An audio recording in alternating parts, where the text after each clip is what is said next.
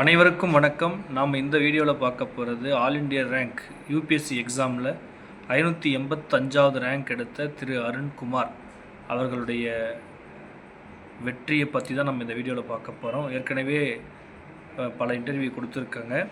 இவர் வந்து பார்த்திங்கன்னா தர்மபுரி மாவட்டம் அரூர் வட்டம் கற்றசம்பட்டி என்ற குக்கிராமத்தை சார்ந்தவர். அவருடைய கடின உழைப்பால் தமிழ் வழியில் படித்து இன்று யூபிஎஸ்சி தேர்வில் 585வது ரேங்க் எடுத்துள்ளார். அவருக்கு எங்களுடைய மாவட்டத்தின் சார்பாக வாழ்த்துக்களை தெரிவித்துக் கொள்கிறோம். அவர் எந்த மாதிரியான ஸ்ட்ராட்டஜியை பயன்படுத்தி இந்த தேர்வில் வெற்றி பெற முடியும் என்பதை மிக தெளிவாக எடுத்துரைக்கிறார். அதை இப்போது காண்போம். என் பேர் அருண்குமார். நான் தருமபுரி மாவட்டம் அரூர் வட்டம் கற்றசம்பட்டி என்ற கிராமத்தை சார்ந்தவன். நான் என்னுடைய பள்ளி படிப்பை அரசு பள்ளியில் படித்தேன். அரசு பள்ளியில் படிச்சுட்டு அதுக்கப்புறம் கல்லூரி படிப்பு மெட்ராஸ் இன்ஸ்டியூட் ஆஃப் டெக்னாலஜி அண்ணா யூனிவர்சிட்டியில் முடிச்சுட்டு என்னுடைய யூபிஎஸ்சி ப்ரிப்பரேஷன் ஸ்டார்ட் பண்ணேன். என்னுடைய யூபிஎஸ்சி ப்ரிப்பரேஷனில் நான் மொத்தம் 2018 ஸ்டார்ட் பண்ணி இப்போ 2025 சர்வீஸ் வாங்கியிருக்கேன். 8 வருஷம் தொடர்ந்து இதுக்காக படிச்சிருக்கேன். அண்டு என்னோடய ஜேர்னியில் நான் மொத்தம் 3 தடவை இன்டர்வியூ போயிருக்கேன். 3 தடவை இன்டர்வியூ போனதில் எனக்கு 3வது முறையாக எனக்கு இப்போ சர்வீஸ் கிடச்சிருக்கு. என்ன ரேங்க் வாங்கியிருக்கேன் அப்படின்னா ஆல் இண்டியா ரேங்க் 585வது ரேங்க் வாங்கியிருக்கேன். அண்டு என்னுடைய மெயின்ஸ் எக்ஸாமினேஷன்ஸை நான் முழுக்க தமிழில் எழுதியிருந்தேன். அண்ட் என்னுடைய இந்த ஜேர்னியில் சங்கர் ஐஏஎஸ் அகாடமி என்னுடைய முன்னாடி மெயின்ஸ் எக்ஸாமினேஷன்ஸ்க்கு டெஸ்ட் சீரிஸ் போட்டிருந்தேன். அதே சமயம் மார்க் இன்டர்வியூ கொடுத்து என்னுடைய பர்சனாலிட்டி டெஸ்ட்டுக்கு ரொம்ப ஹெல்ப்ஃபுல்லாக இருந்தது. அண்ட் இன்னும் கூடுதலாக சொல்லணும்னா நான் சங்கர் ஐஏஎஸ் அகாடமியில் லாஸ்ட்டு 2 இயர்ஸாக பசங்களுக்கு மென்டாரிங் பண்ணிகிட்டு இருந்தேன். அதே சமயம் எவாலுவேஷன் ஒர்க்ஸும் பண்ணிகிட்டு இருந்தேன். அது எனக்கு இந்த ஜேர்னியில் ரொம்ப ஹெல்ப்ஃபுல்லாக இருந்தது. என்னுடைய பர்சனாலிட்டி இம்ப்ரூவ் பண்ணுறதுக்கும் சரி, என்னுடைய மெயின்ஸ் ஆன்சர் ரைட்டிங் என்ரிச் பண்ணுறதுக்கு எனக்கு ரொம்ப ஹெல்ப்ஃபுல்லாக இருந்தது. அதுக்கு சங்கர் ஐஏஎஸ் அகாடமிக்கு என்னுடைய நன்றி.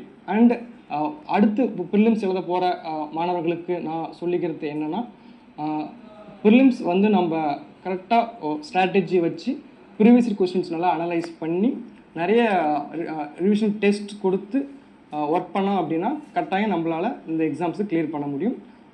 All the best. இப்போ அடுத்து வரப்போ நம்மளுடைய ப்ரிலிம்ஸ் எக்ஸாமினேஷன்ஸ்க்கு நான் முன்னாடி எந்த மாதிரி ஸ்ட்ராட்டஜி வச்சுருந்தேன் அப்படின்னா, ஃபஸ்ட்டு நம்மளுக்கு ரொம்ப பேசிக்கான விஷயம் என்னென்னா, ஃபண்டமெண்டல்ஸாக ரொம்ப ஸ்ட்ராங்காக இருக்கணும்.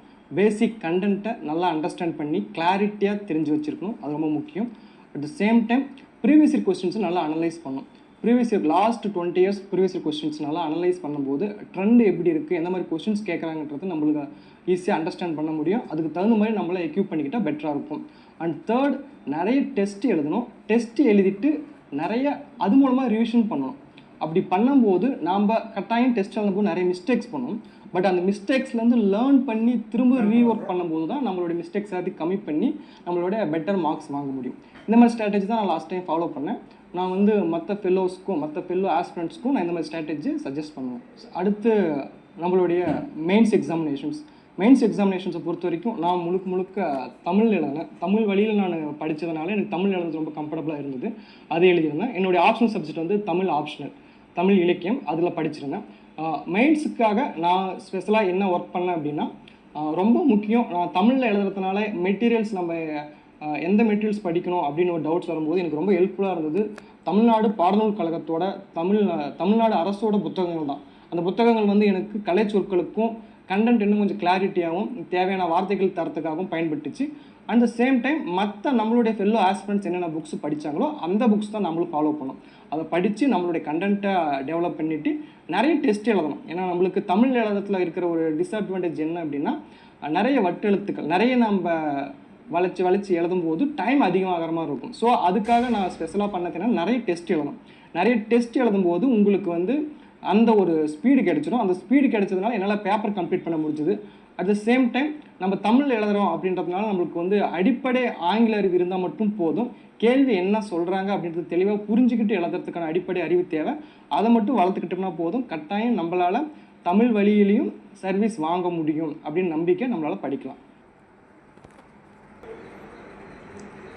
மிக்க நன்றி தம்பி. இவர் பார்த்திங்கன்னா என்னுடைய கிராமத்துக்கு அருகாமையில் உள்ள கிராமத்தை சார்ந்தவர். உண்மையிலே தர்மபுரி மாவட்டம் என்பதில் மிக பெருமை. அது மட்டும் இல்லாமல் என்னுடைய கிராமத்துக்கு அருகில் உள்ள கிராமம் என்பதிலும் மிக்க பெருமை கொள்கிறோம்.